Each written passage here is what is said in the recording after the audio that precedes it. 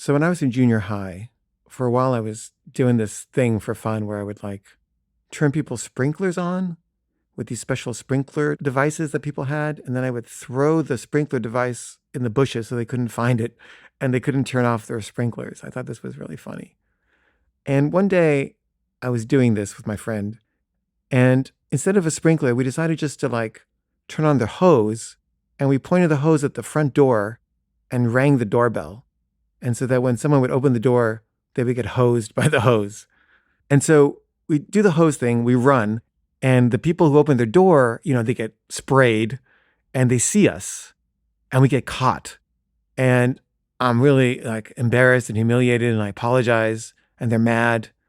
But, I thought that was the end of it.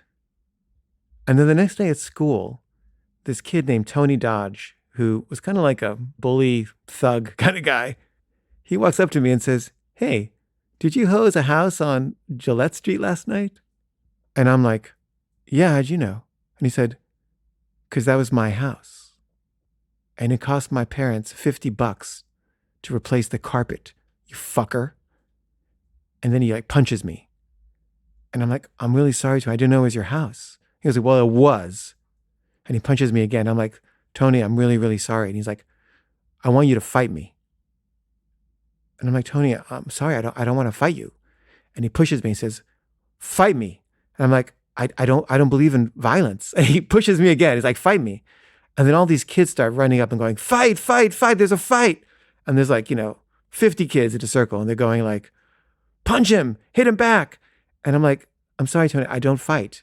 And so he tries to punch me and I'm up against like a column, like a wooden column. And I duck and he hits his hand in the column and hurts his hand. And everyone's laughing at him and he's feeling humiliated.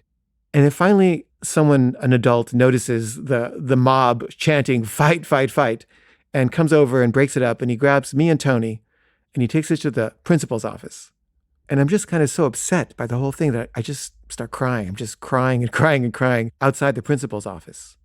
And Tony's like, "Could you please stop crying? Like, I'm going to get in a lot more trouble if you're crying than if you're not." And I'm like, "I'm sorry, I'm just really shaken."